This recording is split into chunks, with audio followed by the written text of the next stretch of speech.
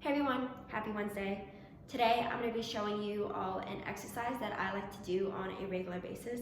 And this is an exercise that really helps out with your left hand versus right hand independence. So for all those times where you have to give a cue or show a dynamic in your music, this exercise is going to be perfect for that. Now the first part of this exercise is actually very similar to what Lizzie did in her video on Monday, where she took her hand and did this smooth glide over the tabletop kind of deal. You guys get the idea. I personally like to turn my palm over and do it vertically or perpendicular to the floor. It's really the same thing. This is just the way that I've been taught. You can still keep it this way, the way that Lizzie did it if you want. I just personally like doing it this way. Now the most important part of this exercise that I really want everyone to take away from is making sure that you're taking all even counts. So for example, if we're doing it in 4/4, I like to count the ands, so it would go something like 1 and 2 and 3 and 4 and 1 and 2 and 3 and 4. You don't want to do a really fast 2 counts and then only leave about this much room for 3/4 and then a transition. You also don't want to do vice versa, which is a really small 2 counts and then leave all this room for a beat 3 and 4. So the way that I like to do it is you can actually kind of picture it like how you would march on the field for an 8 to 5, where if this is the amount of steps that you're taking, or an example, for this example it's going to be beats. This is the amount of space that you're going to be taking. You can cut that in half.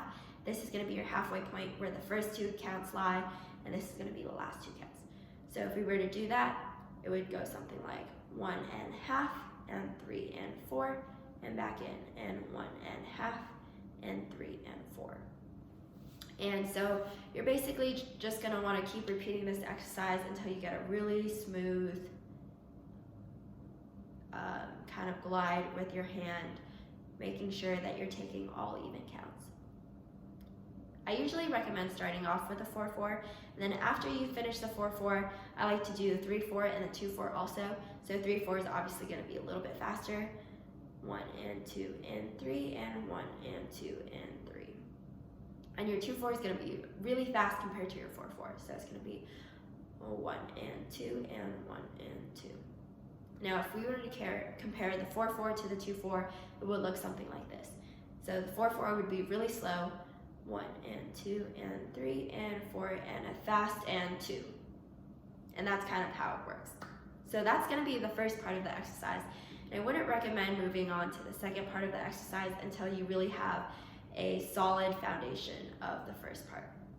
Now the second part is just adding your right hand. So for your right hand, I like to do just a simple beat 4 pattern. You could do a focal point. This is what I like to do. I grew up with focal point. It's what I'm most comfortable with. You can also choose to do a separated beat pattern. I just want to make sure, what I would do is I would make sure that you are really comfortable with this pattern. So whatever you're doing, a focal or a separated beat. So if we were to take the focal point, let's also just look at the left hand again. So 1 and 2 and 3 and 4 and in and 2 and 3 and 4.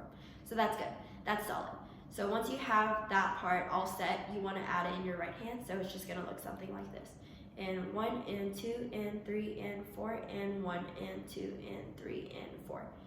Now the most important part again is taking all even counts in the 4/4. So what you don't want to do is you don't want to do and 1 and 2 and 3 and 4 or 1 and 2 and 3 and 4. You don't want to do any of those variations. You want to try to take all the steps, making sure that your hand is going in a very even space all the way. So again, 1 and 2 and 3 and 4 and in and 2 and 3 and 4. What you also want to avoid with doing this, and it's going to take a little bit of practice, but in the beginning some people may stop their hand at each beat, so they may go 1 and 2 and 3 and 4 or something like that. You want to make sure that your hand is smooth and just gliding all the way. And that's basically it.